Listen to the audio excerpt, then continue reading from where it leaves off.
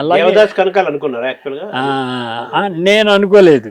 వాళ్ళు నేను మాకేమైందంటే ఈ విషయం మళ్ళీ గుమ్మడి గారి దగ్గరికి, అంటే జనరల్ పెద్ద ఆయన కదా, పెద్ద ఆయన కాబట్టి చంద్రమోహన్ అని అతన్ని వేస్తున్నానండి అంటే, మీరు మిస్ అవుతారు డైరెక్టర్ గారు. మా ఓ సీత కథ అని విశ్వనాథ్ గారి సినిమాలో దేవదాస్ కనకాల అని ఒక కుర్రాడు యాక్ట్ చేశాడు. వండర్ఫుల్, ఎంత పెర్ఫార్మెన్స్, ఎంత వాల్యూస్, ఒకే సినిమాలో ఎంతో పేరు తెచ్చుకున్నాడు. అలాంటి అబ్బాయిని వేస్తే మీరు ఈ క్యారెక్టర్ బాగుంటుందండి, మీరు మిస్ అవుతున్నారేమో ఆలోచించుకోండి సార్. దేవదాస్ కనకాలని నేను కాలం మారింది అనే సినిమాలో ఒక సీన్ వేషం వేయించాను, నేనే వేయించాను. ప్రాక్టీస్ చేసి తాగుబోతు వేషం బాగా చేశాడు. మంచి ఆర్టిస్టే అతను, నాకు బాగా తెలుసు అతని గురించి. అతన్నే చేయమంటే చేస్తాడు. కానీ అతను కనిపించిన ఫస్ట్ ఫ్రేమ్లో అరే వాడు విలన్ రా అని అని అన్నారంటే నా పిక్చర్ ఫెయిల్యూర్ అండి. ఆ ఇమేజ్ రాకూడదు. ఆ రీళ్ళ వరకు వాడు హీరో అంటే హీరో అని నమ్మాలి జనం. ఇది మిస్ అయిపోతాను సార్ నేను, నా పిక్చర్ ఫెయిల్ అవుతుంది అని చేత అతను పనికిరాడండి ఈ వేషానికి అని అన్నా. అమ్మ బాబు అయితే మీతో నేను వాదించలేను, మీ ఇష్టం అన్నాడు. అది కరెక్టే కదా లాజిక్. అలాగా ఆయన తీసుకున్నారు. ఇలా దేవదాస్ కనకాల బదులు చంద్రమోహన్ తీసుకున్నారు. మురళీమోహన్ కూడా ఉన్నారు కదా. మురళీమోహన్కి పెద్ద ఇంపార్టెన్స్ క్యారెక్టర్ కాదు, సరే ఎవరిలో వేయచ్చులే అని ఊరుకున్న టైంలో మా ఆఫీస్కి ఒకసారి వచ్చాడు ఇతను. ఆల్బమ్ తీసుకుని, సార్ కొత్త వాళ్ళందరికీ ఇస్తున్నట్టు మీరు ఆల్బమ్ చూడండి. ఆల్బమ్ చూస్తే బాగానే ఉన్నాడు కుర్రాడు, వచ్చాడు కదా మనిషి బాగానే ఉంటాడు. మరి నువ్వేం చేస్తావో నాకు తెలియదు కదయ్యా అన్న. అంటే నేను నాటకాలు యాక్ట్ చేశాను, సీన్ యాక్ట్ చేసి చూపించమంటే చూపిస్తాను అన్నాడు. సరే చూపించంటే సీన్ యాక్ట్ చేసి చూపించాడు. చూస్తే అయితే ఇంక ఈ క్యారెక్టర్ ఎవరిని డిసైడ్ చేయలేదు, నీ ఫోటోను అడ్రస్ ఇచ్చి వెళ్ళు, తర్వాత కబుర్ చేస్తాను కావలిస్తే అన్న. తర్వాత నేను అలాగే ఎక్కువ ట్రై చేయలేదు, కానీ ఈ అబ్బాయిని దృష్టిలో పడ్డాడు. సరే ఇతన్ని ఫిక్స్ చేద్దామని అతన్ని పిలిచి అతనికి వేషం ఇస్తే, జయసుధ హీరోయిన్ పెళ్లి చేసుకునే క్యారెక్టర్ చాలా సంతోషం అది అని చెప్పి అతను ఒప్పుకున్నాడు. అతనికి ఒక ఛాన్స్లా ఫీల్ అయ్యాడు, అతన్ని అలా ఫిక్స్ చేయడం. సో అందరూ కొత్త టీంతోనే ఆ సినిమా చేయడం జరిగిందండి. అందులో గుమ్మడి గారు ఉన్నారు, అల్లు రామలింగ, గిరిజ, వాళ్ళ కామెడీ ఆస్పెక్ట్లు వాళ్ళు ఫుల్గా సాటిస్ఫాక్టరీగా బాగా చేశారు వాళ్ళు. అంటే కొత్త వాళ్ళు అలాగే బాగా సీనియారిటీ ఉండి బాగా కాంబినేషన్ పెట్టారు అంతే కదా. అందరూ కలిసి వచ్చారు నాకు అలాగా. మ్యూజిక్ సత్యమా? సత్యం మ్యూజిక్. సత్యం ఎంపిక ఏంటి సార్, దాని ప్రత్యేకత? ప్రత్యేకత ఏం లేదు, చాలా హోమ్లీగా మంచి సినిమాలకి మంచి పాటలు, మెలోడియస్ సాంగ్స్ అంతే తప్ప మనకి వెస్ట్రన్ లేదు. అలాంటి క్యారెక్టర్కి చేస్తాడు అని అయితే అతను పిలిచాడు. తర్వాత వాడికి అక్కడ గౌతమిలో కూడా వర్క్ చేశాడు అతను, వాళ్ళకి తెలుసు అని చెప్పి అతను వెళ్ళడం జరిగింది. అతను సక్సెస్ఫుల్గా చేశాడు.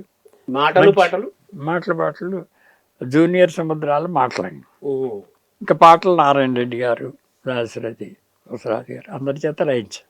ముఖ్యంగా నాడు లక్ష్మణ రేఖ సాంగ్ టైటిల్ సాంగ్. సముద్రాలు గారు డైలాగ్ రైటర్ కాబట్టి ఆయన డైలాగ్స్ రాస్తూ గోపాలకృష్ణ నాకు ఛాన్స్ ఇవ్వాలన్నారు.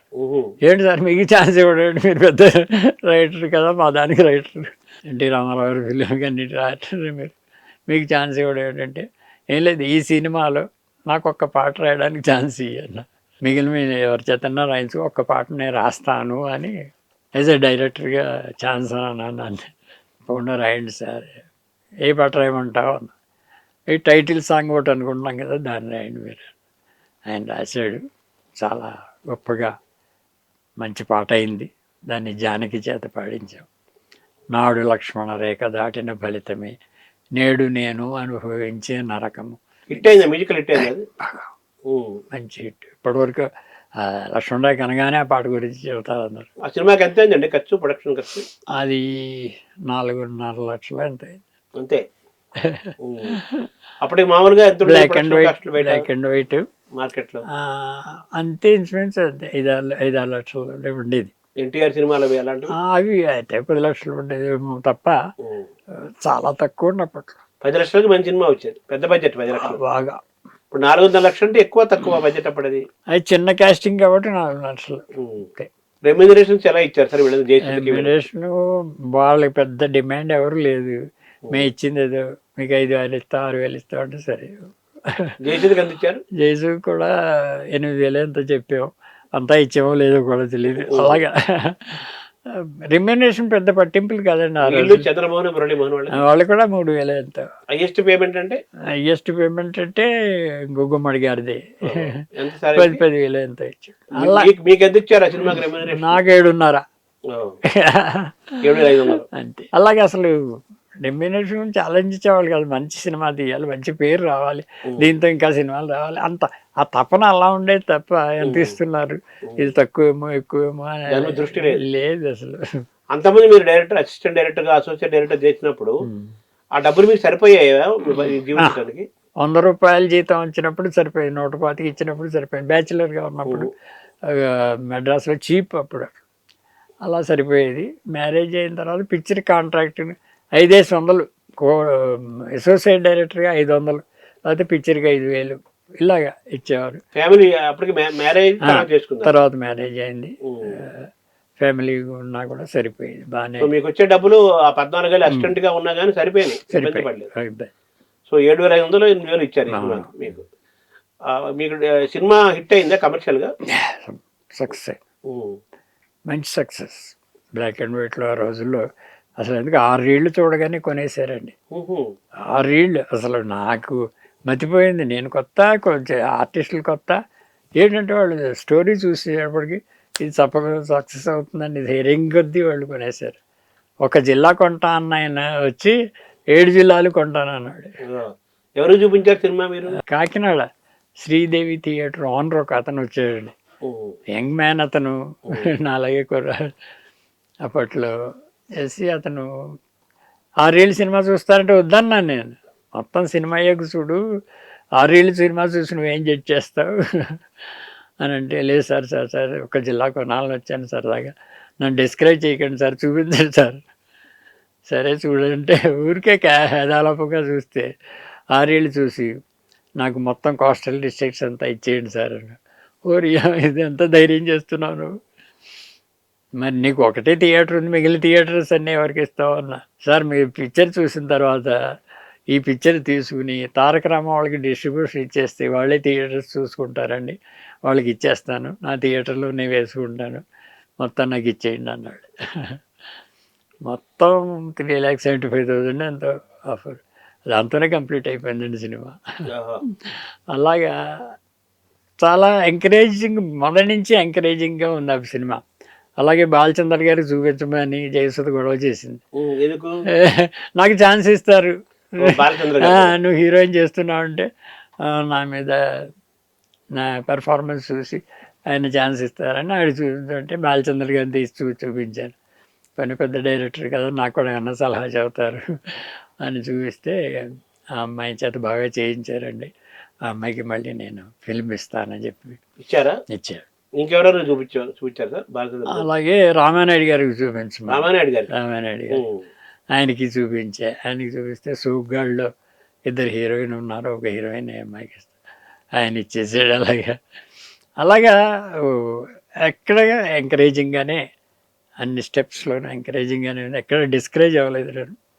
అలాగే సినిమా రిలీజ్ అయిన తర్వాత కూడా విజయవాడ థియేటర్కి వెళ్తే ఎలా ఉందో, చిన్నవాళ్ళతో చేశానంటే, చిన్నవాళ్ళతో చేశారు కాబట్టి డైరెక్టర్గా మీకు పేరు వస్తుంది సార్, వచ్చింది సార్, మీకు బాగా చేశారు.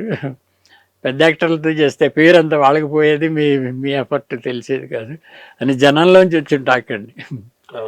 అలా అనిపించింది, నిజమే అని చెప్పి. సో అన్ని విధాలా సక్సెస్ అయింది.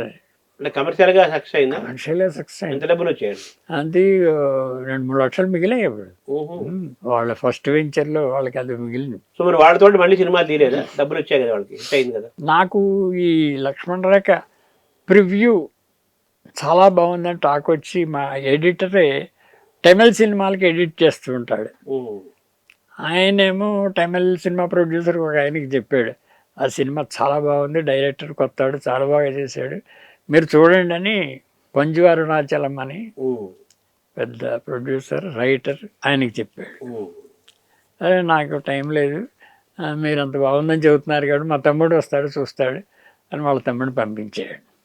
అతను వచ్చి సినిమా చూసి చాలా బాగుంది సార్ డైరెక్టర్ గారు, ఫస్ట్ టైం డైరెక్టర్ చేసినట్లేదు ఇది, బాగా చేశారు, మా బ్రదర్తో చెప్తానండి.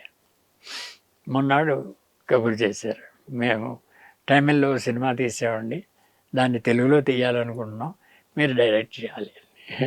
నెక్స్ట్ అది స్వర్గానికి నిచ్చెనలు అనే సినిమాని తమిళ్ ప్రొడ్యూసర్కి నేను డైరెక్ట్ చేశాను. హిట్ అయింది అది? అది బాగా హిట్ కాలేదు. అది సీరియస్ సబ్జెక్టు, కామెడీ ట్రాక్ లేదు. సబ్జెక్ట్ మంచిదే కానీ కామెడీ లేకపోవడం వల్ల కొంచెం డ్రాబ్యాక్ అయింది. 4-5 వారాలు ఆడింది. దాని తర్వాత సినిమా గురించి మీరు చెప్పినట్టుగా మొదట తీసిన లక్ష్మణరావు ప్రొడ్యూసర్ దగ్గరికి వెళ్ళా, ఏమంటే అది సక్సెస్ అయింది, డబ్బు వచ్చింది, మీకు మళ్ళీ ఎందుకు తీయట్లేదు అంటే, గోపాలకృష్ణ గారు నాకు సినిమా బిజినెస్ ఏం తెలియదండి, నాదంతా ట్రాన్స్పోర్ట్ బిజినెస్, చిత్తూరులో ఉంటారు ఆయన, నా ట్రాన్స్పోర్ట్ బిజినెస్, నాకు బిజినెస్లు చాలా ఉన్నాయి, అని ఇక్కడ ఖాళీ ఉండదు నాకు, సినిమా గురించి నాకు తెలియదు అని చదివిన తీయట్లేదు. అలాగే సార్ మీరు సక్సెస్ అయింది కాబట్టి మళ్ళీ తీయండి, ఇలా ట్రాక్లో ఉండి సినిమాలు తీస్తారు మీరు, ఇది కూడా బిజినెస్సే కదా అంటే ఆయనకి ఒక ఐడియా వచ్చింది, మీరు అన్ని ప్రొడక్షన్ దగ్గర నుంచి అన్నీ మీరు చూసుకుంటా అంటే మీకు అప్పచెప్పేస్తా, డబ్బు అంటే ఇస్తా, మీరు అన్నీ మీరు చేయాలి బాధ్యతగా, మీకు బాధ్యత ఎప్పుడు ఉంటుంది, మీరు కూడా పార్ట్నర్ అయితే బాధ్యత ఉంటుంది, అని మీరు పార్ట్నర్గా ఉండి నేను చేస్తానంటే నేను పెట్టుబడి పెడతా. పార్ట్నర్ అంటే మీరు డబ్బులు పెట్టాలా? అదే అడిగాను, నా దగ్గర ఎక్కడ ఉందండి అంటే, అలా కాదు, మీరు అన్నీ చేసినందుకు మీ స్టోరీ, డైరెక్షను, ప్రొడక్షన్ అన్నీ మీరు చూసుకుంటున్నారు కాబట్టి మీకు షేర్ ఇచ్చేస్తాం, వర్కింగ్ పార్ట్నర్గా పెట్టేస్తాం, అప్పుడు మీకు బాధ్యత ఉంటుంది, మీకు సంపాదించాలనేది ఉంటుంది, నా సొమ్ము దుర్వినియోగం కాదు, మీరు అన్నీ తెలిసింది కాబట్టి అన్నీ బాగా చేసుకుంటారు అని అంటే, సర్లేండి తప్పండి, అలా నన్ను ప్రొడ్యూసర్ చేశాడు ఆయన. ఆ సినిమా హిట్ అయిందా? మరో సీత కథ అని ఆ సినిమా హిట్. అందులో ఎవరండి?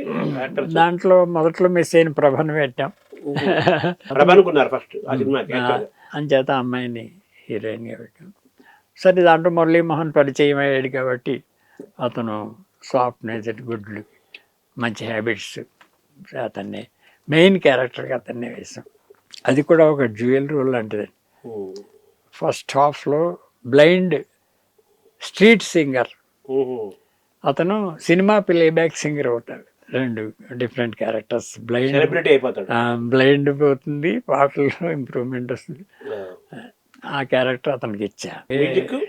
మ్యూజిక్ చక్రవర్తి, స్వర్గానికి నిచ్చెనలకేమో మహాదేవన్ అండి, దీనికేమో చక్రవర్తిని పెట్టుకున్న మోహన్ బాబు జయమాలిని. మోహన్ బాబు కూడా అసిస్టెంట్ డైరెక్టర్గా చేసేవాడు, చిన్న చిన్న వేషాలు వేసేవాడు, మన క్రాఫ్ట్ వాడే కదా అన్నట్టుగా. దీంట్లో ఒక విలన్ వేషం ఉంది, వెయ్యాలన్న. 3 విలన్స్ ఉంటారు, కథ చెప్తాను, నీకు ఏ విలన్ ఇష్టమైతే ఆ విలన్స్, మిగిలిన వాళ్ళు వేరే వాళ్ళు వేసుకుంటానులే అన్న. అయ్యో గురువు గారు నాకు కథ చెప్పడం ఏంటి, మీరు ఏం చెప్పక్కర్లేదు నాకు, మీరు బలాంది వేయమంటే వేసేస్తాను. సరే బలాంది వేయమని చెప్పాను, ఓకే అన్నాడు.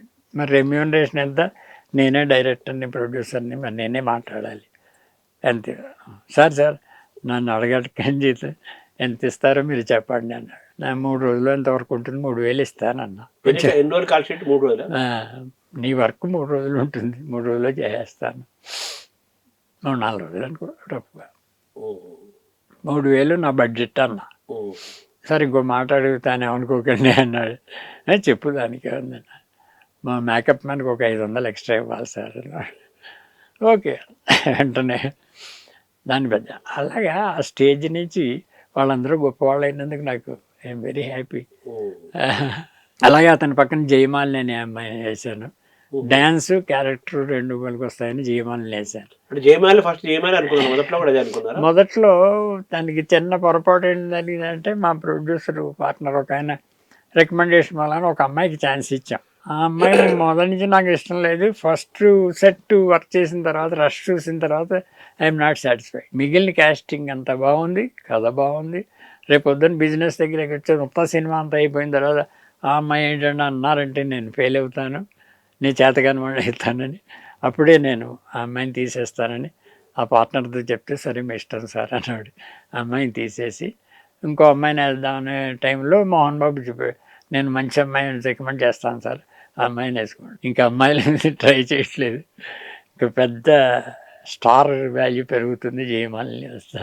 అయ్యో జయమాలని అయితే ఇంకా చాలా సంతోషం ఉండని బాబు సంతోషపడ్డాడు. జయమాలలో మీరు ఏం గమనించారు సార్ సెలక్షన్? జయమాలని అంటే డాన్సర్, అందరు అన్ని ఐటమ్ సాంగ్స్ లాగా అందరూ చేయించుకుంటున్నారు. మా దాంట్లో క్యారెక్టర్ కూడా కలిసింది. ఓ సీత, కే విజయ అని అమ్మాయిని సీత, మురళీమోహన్ చెల్లెలు. ఆ అమ్మాయి తప్పిపోతే ఆ అమ్మాయి ప్లేస్లో తీసుకొచ్చి దీన్ని యాక్ట్ చేయిస్తాడు మోహన్ బాబే. సో అలాంటి క్యారెక్టర్ ఒకటి చిన్నది కలిసింది. సో అంచేత ఆ అమ్మాయి అయితే రెండింటికి చేస్తుంది, రెండు చేస్తే ప్లస్ పాయింట్ అవుతుంది కూడా. అమ్మాయి జయమాలని వేయడం జరిగింది. అలా టోటల్గా బ్లాక్ అండ్ వైట్లో మంచి సినిమా అయింది. సో మీకేమైనా రెమ్యునరేషన్ పెంచారా ఈ సినిమాకి? దాంట్లో ప్రాఫిట్స్ వచ్చాయి. ఎంత వచ్చింది మీకు మీ వాటా? నా వాటా ₹1,00,000 వచ్చిందండి. చాలా పెద్ద అమౌంట్ కదా. అదే కదా, చాలా గొప్ప. అదేం చేశారు, ఇన్వెస్ట్ చేశారా డబ్బులు? డబ్బులు దాని తర్వాత డబ్బింగ్ పిక్చర్స్లో పెట్టేసామని అనుకోండి, సినిమాయే కదా ఇంకా. ఆ డబ్బులు అందులో పెట్టారు. అవేం డబ్బులు వచ్చాయి డబ్బింగ్? దాంట్లో నష్టపోలేదు డబ్బింగ్ ఫిలిమ్స్. అంటే సినిమా వాడు అందరూ అప్పుడు శోభన్ బాబు అందరూ ఇన్ఫ్లుయెన్స్ తోటి ప్రాపర్టీస్ కొనే కల్చర్ ఒకటి ఉండేది. అంత కల్చరు లేదు, అంత డబ్బు కూడా మిగలలేదు కదా ఇక్కడ. అంచేత ఎక్కువ ఇన్వెస్ట్మెంట్ చేసేది, స్థలాలు కూడా ఇక్కడ కొనలేదు. దాంట్లోనే జంజాల గారు కూడా ఫస్ట్ డైలాగ్ ఛాన్స్ ఇచ్చారు. డైలాగ్ నాతో అసిస్టెంట్గా పనిచేస్తానని వచ్చాడు, పని లేదండి, రైటర్గా ఎవరు పిలవట్లేదు. దాన్ని అవుట్డోర్ షూటింగ్ వెళ్తే, నేను షూటింగ్ లొకేషన్ చూడడానికి వెళ్తే మీతో వస్తాను వచ్చాడు. సరే దీనికి డైలాగ్స్ రావయ్యా నేనే అప్పు చెప్తాను, రాశాడు. అదే టైంలో నెక్స్ట్ ఫిలిం భలే కాపురానికి కూడా, దానికి కూడా నువ్వే ఏమైనా డైలాగ్స్ రాసి ఇచ్చాడు పాపం. గ్రాటిట్యూడ్. చాలా ఒక సినిమాకి ఫుల్ స్క్రిప్ట్ రాయడం అనేది చాలామంది దగ్గర ఉండదండి. రైటర్స్ ఎప్పటికప్పుడు రాస్తుండడం, పరిశీలన ఇవ్వడం ఇలా చేస్తుంటారు, కానీ ఫుల్ స్క్రిప్ట్ ఒకేసారి రాసిస్తాడు. అది ఒక్క డివి నరసరాజు గారి దగ్గర ఉంది, తర్వాత జంజాల దగ్గరే ఉంది. జంజాల చాలా క్విక్గా రాస్తారట కదండి, చాలా ఫాస్ట్. అదే అంటుండే, క్విక్గా రాస్తాడు, మొత్తం ఫుల్ ఒకేసారి ఇచ్చేస్తాడు. సాయి కుమార్కి కూడా మొట్టమొదటి అవకాశం మీరు ఇచ్చారా, ఎలాగ జరిగింది? సాయి కుమార్ అంటే సినిమాల్లో ఉన్న అది లక్ష్మణరావుకే ఆరిజిన్. దాంట్లో సౌండ్ ట్రైలర్ ఒకటి చేయాలని ప్లాన్ చేశా. లక్ష్మణరావు అంటే ఏమిటి జనానికి తెలుస్తుందో తెలియదు, కొంచెం ఇంట్రడ్యూస్ చేద్దామని.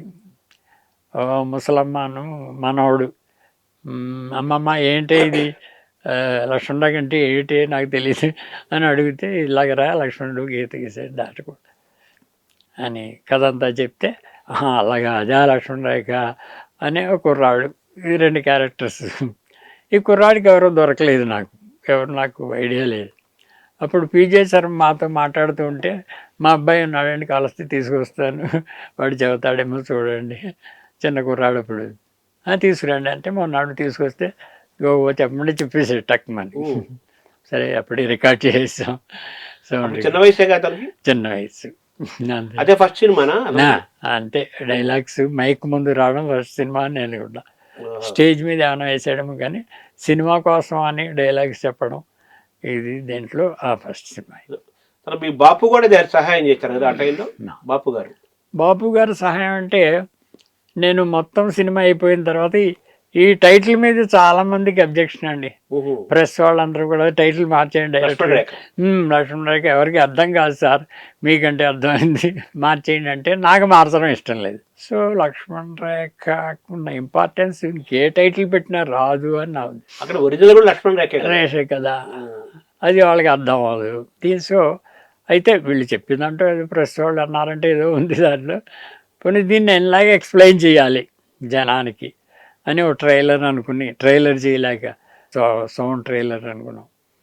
అలాగే దీన్ని ఎలాగ ఎక్స్ప్లెయిన్ చేయాలంటే, ఆ లక్ష్మణుడు ఆ గీత గీయడం, సీత దాటి వెళ్ళొద్దని చెప్పడం, ఈ ఎపిసోడ్ షూట్ చేస్తే బాగుంటుంది అని అనిపించి దానికో సెట్టు వాహిని స్టూడియోలో దానికి యాక్టర్లు ఇవన్నీ మాట్లాడి స్కెచ్ చేయించి అన్నీ చేస్తే, మా ప్రొడ్యూసర్లు అయ్యో డబ్బు ఎక్కడ ఉందండి ఇంకా అయిపోయిందంతా, దానికి మళ్ళీ ఖర్చు పెట్టలేమండి అని అన్నారు. అంతే పాపం వాళ్ళు ఇలా అయితే ఏం చేస్తాం. అప్పుడు నాకు ఐడియా వచ్చింది, సంపూర్ణ రామాయణంలో ఈ ఎపిసోడ్ ఉంది పిక్చరైజ్ చేసి అని బాపు గారి దగ్గరికి వెళ్ళాను. సరే ఇలా కొత్త డైరెక్టర్ నన్ను, ఆ లక్ష్మణుడు గీత గీయడం టైటిల్ అదే నాది. ఆ పిక్చరు షూట్ చేయాలంటే మా దగ్గర డబ్బులు లేవు అని చేత ఆ ఫిల్మ్ మీరు ఆ బిట్టిస్తే దాన్ని జూప్ చేసి నేను దాని మీద టైటిల్ వేసుకుంటాను, నాకు కొంచెం కలిసి వస్తుంది సార్. వెంటనే ఎడిటర్ని పిలిచాడు ఆయన. అలాగే గోపాలకృష్ణ గారు టైటిల్ అడుగుతున్నారు, ఆ నెగిటివ్ అడుగుతున్నారు, జూప్ చేసి ఇవ్వమంటున్నారు, మనమే జూప్ చేసి ఇద్దాం ఆయనకి, ఆ ఖర్చు కూడా ఆయనకు వద్దు అని చెప్పి ఆయన ఆ ఫిలిం ఎడిటర్ చెప్పి ఆ ఫిలిం ఇచ్చాడు నాకు. అదే మొత్తం ఫిలింలో మొదట వేసి దాని మీదే లక్ష్మణ్ రేఖ అనే టైటిల్ వేసి షూట్ చేశాను. లక్ష్మణ రేఖ అనే సినిమా చాలా మంది కలిసి వచ్చారు, లక్ష్మణ రేఖ కూడా చాలా మంది కలిసి వచ్చారు. కరెక్ట్, అంతే కదా, నిజమే. లైఫ్ చాలా మంది. తర్వాత జయమానంలో మీరు గమనించింది, ఆవిడ గ్రేట్ డాన్సర్, అందంగా ఉంటుంది, అర్థం చాలా బాగుంటుంది. ఆవిడ రావడం కూడా హీరోయిన్ అవ్వాలని వచ్చింది, ఎవరు ఇవ్వలేదు, డాన్సర్ గా మారిపోయింది. ఆవిడలో నటిని మీరు గమనించారా, ఎలా జరిగింది సార్? నటినంటే క్యారెక్టర్, అసలు డాన్సర్ అంటే ఎక్స్ప్రెషన్ అండి, అది అండర్లైన్, అది క్లాసికల్ డాన్స్ చేసుకుంది కాబట్టి ఎక్స్ప్రెషన్ చేయగలదు. అని చేత డైలాగ్స్, పెద్ద డైలాగ్స్, రన్నింగ్ డైలాగ్స్, ప్యాసేజీలు ఏం చెప్పక్కర్లేదు, చిన్న చిన్న మాటలు ఉంటాయి. అని చేత అది చెప్తే చేసేస్తుంది అనే ధైర్యం, అలాగే చేసింది బాగా. ఈ సినిమాకి మాటలు ప్రభా హీరోయిన్ పెట్టారు, మరో సీత కథ. దాని మాటలు ఎవరండి? మరో సీత కథకి కూడా జంజాలే, జంజాలన్నారు. అదే చెప్పాను. జంజాల కదా ఫస్ట్ పిక్చరా? అంటే ఫస్ట్ పిక్చర్ రాసి ఉండొచ్చు కానీ ఎంకరేజ్మెంట్ లేదు, ఒకటి ఎక్కడో రాశాడు కానీ ఎంకరేజ్మెంట్ రాలేదు. డైలాగ్ రైటర్గా బ్రాండ్ పడలేదు, కాలేదు. అని చేత నాకు రాయడం జరిగింది. దాంట్లోనే ఒక చిన్న వేషం ఉంటే కూడా నువ్వే అన్నాను, ఏమని అడిగా. సార్ నేను డైలాగ్ రైటర్గా, నేను నాటకాలు వేసాను కానీ డైలాగ్ రైటర్గా సినిమాలో ఎస్టాబ్లిష్ అవుదాం అనుకున్నాడు, ఇదే వేషాలు పిచ్చగాడు అంటారు, వేషం వద్దు సార్ వేయద్దు. అంటే మీరు చెబుతున్న 75, 1975, 76, 77 ఆ ప్రాంతంలోనే అప్పుడే చిరంజీవి ఆయన డిగ్రీ 76లో అయిపోయి మెడ్రాస్ వచ్చి ఫిల్మ్ ఇన్స్టిట్యూట్లో మన దేవదాస్ కనకాల లక్ష్మి గారు వాళ్ళ దగ్గర ట్రైనింగ్ అయిన సందర్భం కదా, అప్పుడెప్పుడు సినిమాలు ఆయన వస్తున్నారు కదా. మీ చిరంజీవిని ఎప్పుడు ట్రై చేయలేదా, లేదా చిరంజీవి మిమ్మల్ని ట్రై చేయలేదా? చిరంజీవి పాపం ఒకసారి నన్ను అడిగాడు, ఇలాగా అందరికీ కొత్త వాళ్ళకి ఛాన్స్ ఇస్తున్నట్టు కదా, జయసూదని కూడా ఛాన్స్ ఇచ్చారు, మీ దాంట్లో ఒకసారి నన్ను వేషం ఇవ్వండి, నాకు ఎంకరేజింగ్గా ఉంటుంది అని ఒకసారి అడిగాడు. సరే అంటే నాకు మురళీమోహన్, చంద్రమోహన్ కొంచెం ఎస్టాబ్లిష్డ్ వాళ్ళు, కొత్తగా బిజినెస్కి వాళ్ళ పేరు చెబుతాకి వెళ్ళి తెలిసి ఉంటుంది, ఇతను కొత్త కదా అని అనుకుని ఆయన అడిగాడు కదా అని సరే చూద్దాం బాబు అని చెప్పి అన్నాను. అంతే, అలాగే జరిగింది. కుదరలేదా మీ ఇద్దరికి? అంటే ఆ పిక్చర్కి ఇతను పిలవడం జరగలేదు. కాకపోతే తర్వాత ఒక ఆఫర్ వచ్చింది నాకు, ఇతను వడ్డీ కాసులు వాడైన సినిమా ఎవరో తీస్తారు, 2-3 ఏళ్ళు తీసిన తర్వాత ఆ డైరెక్షన్ బాగాలేదని అతను మార్చేసి మీరు చేయండి అని నా దగ్గరికి వచ్చారు. నా దగ్గరికి వస్తే ఆగిపోయిన సినిమా ఎందుకు లేదని నేను అనుకున్నాను. అయినా ఎందుకైనా మంచిది చిరంజీవిని అడుగుదాం, అతను యాక్ట్ చేసేట పోనీ అతనితో కాంటాక్ట్ అయినా ఉంటుంది అని చిరంజీవిని వెళ్ళి అడిగితే, వద్దు డైరెక్టర్ గారు, మనం వేరే పిక్చర్ ఏదో చేద్దాంలేండి, ఆగిపోయిన పిక్చర్ ఎందుకు, వదిలేయండి అన్నాడు.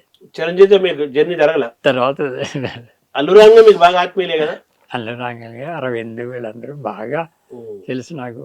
ఇతను అంతగా తెలియపోయినా ఇతను ప్రోగ్రెస్ బాగానే ఉన్న తర్వాత బాగా పికప్ చేసాడు, చాలా సినిమాలు చేశాడు. దాసరి గారితో కూడా మీకు అనుబంధం ఉంది కదా, ఏమైనా ఉందా జ్ఞాపకం చెప్పుకోవాలి? దాసరి గారితో అంటే చెప్పాలంటే నాకంటే జూనియర్. ఏం చేద్దంటే నేను అసిస్టెంట్ డైరెక్టర్గా 100 రూపాయలు జీతంతో పనిచేసే రోజుల్లో ఆ ప్రొడ్యూసర్ 100 రూపాయలు నాకు ఇవ్వలేకపోతున్నాడు జీతం. 100 రూపాయలు ఇవ్వకపోతే నేను బ్యాచులర్ని, నాకు తిండి ఉండదు. అంచేత నేను దగ్గర మానేస్తాను సార్, వేరే చోట చూసుకుంటానని ఆయన దగ్గర మానేసి వెళ్ళిపోయా. ఆ ప్రొడ్యూసర్ దగ్గరికి దాసరావు వెళ్ళారు. వెళ్ళి నాకు జీతం ఉంది సార్, మీ ఆఫీసులో ఉండడానికి ఛాన్స్ ఇస్తే చాలు, మీ క్యారేజీలో భోజనం పెడితే చాలు అంటే అతను కూడా సినిమా మీద సినిమాలు తపన సినిమాలు ఉండాలని, ఆ మెడ్రాస్లో నిలబడాలని, సినిమాల్లో నిలబడాలని తపన కోసం దేనికైనా రెడీ అయ్యాడు. అంటే మీరు వదిలేసిన దానికి ఆయన చేరాడు చిన్న పోస్ట్ చూడండి, అసిస్టెంట్ డైరెక్టర్. అంటే అంత ప్రేమ సినిమా అతని మీద, అలాగే పైకి వచ్చాడు. మొత్తం తెలుగు సినిమా ప్రపంచాన్ని శాసించాడు. పెద్ద ఎగ్జాంపుల్. అలాంటి రోజుల నుంచి ఏ స్టేజ్కి వెళ్ళాడంటే